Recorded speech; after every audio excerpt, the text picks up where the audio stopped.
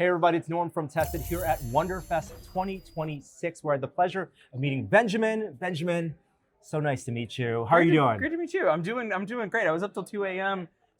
Gluing cooling fans into boxes. But I'm awake. I'm alert. You call them boxes, but these are dioramas. These Yeah. are scenes from Star Trek: The Next Generation and Star Trek Voyager that sounds like you grew up and you love. I grew up on TNG. TNG seasons 1 through 7 were kindergarten through 6th grade for me. So I grew up watching TNG every Friday night. Grew up, getting the action figures, playing with the bridge set, making a shuttle bay out of poster board for the shuttle. Making little episodes with my dad's giant video camera. Well, and Playmates, which made these 4.5-inch figures, they made a bridge set, they made a shuttle that you can play. They made a transporter, right? You can actually transport the figures, and you've decided to build out other parts of the ship, almost like sets from the show. Yes, absolutely. And under this box, which I know it's hard to see, you've designed like a viewport into here, the observation lounge. Right. Tell me about this construction. Tell me about how you came up with this style of diorama. So making those episodes, right? Playmates only made a couple of the sets. And so I needed to build all the rest of the sets out of poster board because I was in like 4th grade. Yeah. So I got into grad school and everything I was doing was on my computer. I was taking notes in class on my computer, doing homework on my computer, my research was on my computer, and I just needed to do something with my hands. Mm-hmm. So on a lark, on a Friday night, I ran out to Hobby Lobby, bought some balsa wood, and started building the TNG engineering, the whole thing at 1/16 scale. Wow. And that was, some pieces of it went okay. It's tall. It's 4.5 feet long because it took up the entire dining room, the entire living room coffee table. Yeah. And did kind of okay. But recently, I was dissatisfied with some of the things that didn't go well in that, and I wanted to do better. So I started with the observation lounge, and this is hand cut balsa wood. So starting with predominantly hand cut balsa wood. Some pieces are going to be resin duplicates that I've made from molds that I made from the balsa wood originals. So I see here example. This is your balsa original for the chair, the backing.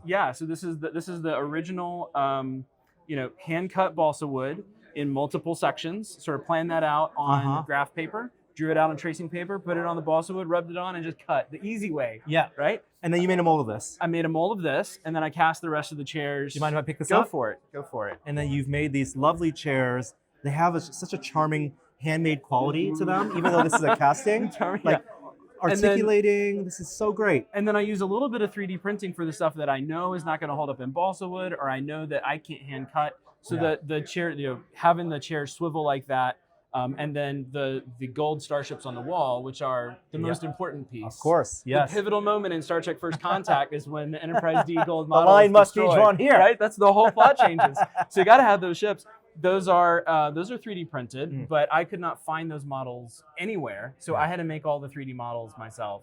Just gone into Onshape, hobbyist, free, design those up. Well, what I love also is that it's enclosed, right? You could have easily made, when I think of a play set, an open play set, the roof comes off.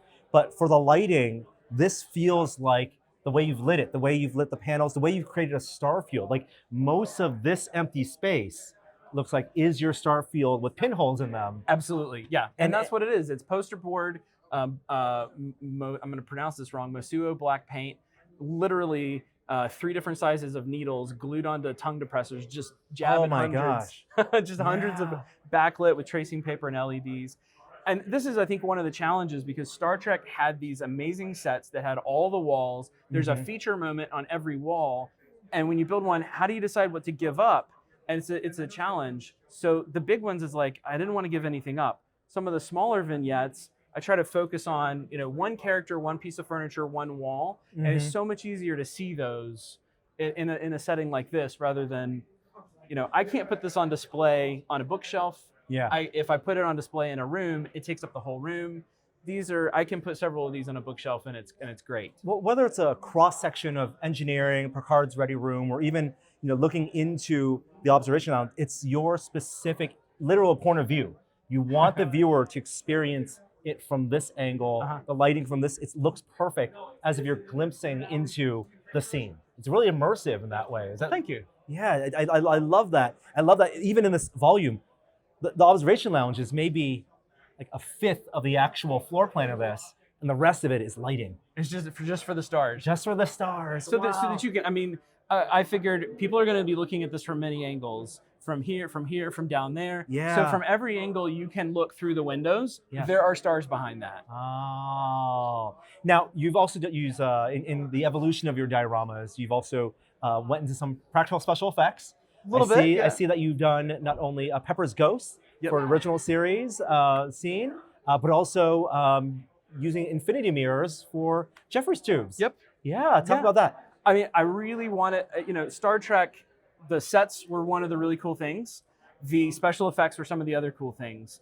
And I saw this Kirk in spacesuit for the Tholian Web episode and thought, that's going to work with Pepper's Ghost really well. Most of these uniforms, there's so much black, you can't do Pepper's Ghost with that. So you're trying to do a transporter, you're trying to do a hologram, it doesn't work out real well. True. But because he was partially transparent while he was in interphase, doing the Pepper's Ghost effect for that, I saw it, I bought it on impulse, and a couple weeks later I figured out how I was going to do a scene for it. So often it's having the right idea for the scene gives you that creative drive to finish it. Like, I know the thing that's going to work to really take this to a next level, and then you feel compelled. That's what gives you the motivation, right? And I love that it's separated here. So when you look up, I see the figure, but you've lit the figure and masked it, so it's only him that's lit, right? Yeah, so the way Pepper's Ghost works, of course, is you've got this transparent 45-degree angle acrylic sheet, and then the Kirk is actually up here in the ceiling, backed with black Mosuo paint to absorb all the light, and then I have special bright lights just on Kirk, so you get enough light on him to reflect, so that when you look straight through at the bridge, you're seeing that ghostly figure as though it's there in 3D space. Yeah. And to do something like an infinity mirror effect, that's a lot of light, I presume? Huge amount of light. There's both the partial mirror in the front, which is only letting through 30% of the light. Okay. But it would reflect you as well as it reflects the light inside. Right. So on the outside of the partial mirror is window tinting that is also only letting through about 30% of the light. It's like a polarized air. Yeah. So about 9% of the light comes out. So I need 11 times as much light on the inside of the infinity mirror just to make this Jeffrey's tube look dark and scary. Yeah. Well, what's also really lovely is just like your observation lounge, there's a specific great angle look in, but if I look on the side here, you've done infinity mirrors not just underneath, but above to look up and down. It really it's like a window into the believable world that you've done. This was the first time I tried to do something that would fit on a bookshelf, and in the show, the Jeffrey's tubes were the service crawlways that go everywhere, behind everything and in between everything. So I wanted to be able to put this on a bookshelf and see that Jeffrey's tube going, into the bookshelf, into the lower shelves, just like they did on the show. So that's why I thought that effect works for that room. Yeah. Well, these bookshelf models are really lovely, but I do love the big installations. And this one is Sickbay from Voyager. Tell me about the evolution of your build skills and design skills going from the observation lounge from TNG to Voyager. One of the things I was very dissatisfied with on the observation lounge was the floor. It's just acrylic paint. Yeah. So when I got that does not replicate the carpet, which they call out in Picard season 3. They're like, I missed the carpet. Yes. And I wanted to get that carpet, and Star Trek had some fun textures on the carpet. So I actually drew up the entire carpet texture in Adobe Illustrator. And nowadays you can just go online and order custom printed fabrics.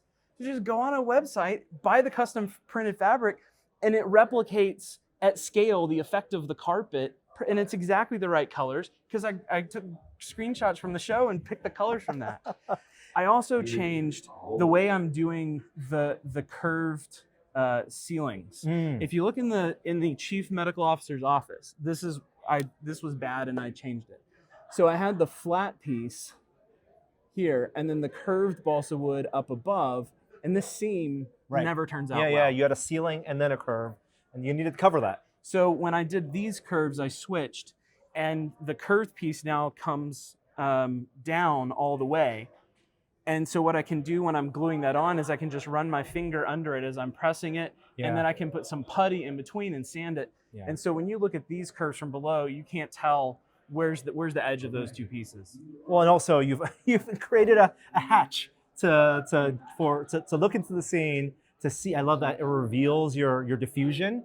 Like there's a ceiling, but then the light actually lives, inches away or in the actual space, every inch matters to make it a nice, even light. I mean, that's that hallmark of TNG and Voyager, right? The lighting was just so even. There was a big change between TNG and Voyager, and I don't know all the behind the scenes details. But TNG, so many of the sets, you can't see any lights. There's no lights in those sets. It's just all open ceiling, and they have stage lights. You get to Voyager, and they've designed the lights into the sets. Yeah. And so the lighting effect, especially along the wall towards the corridor, you get a photo of that, and people are like, this looks exactly like the show, like the light diffusion.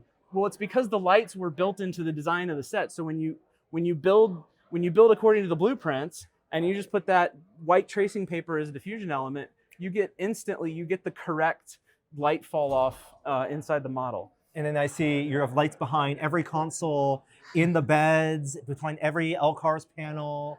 This is when I discovered that they sell online LEDs pre-soldered to magnet wires. Yeah. So for instance, these bio beds, the monitors at the heads, the LEDs in the monitor, and then the wires behind the tiny little 3D printed bracket that holds up the monitor. So you're not seeing any of the wires.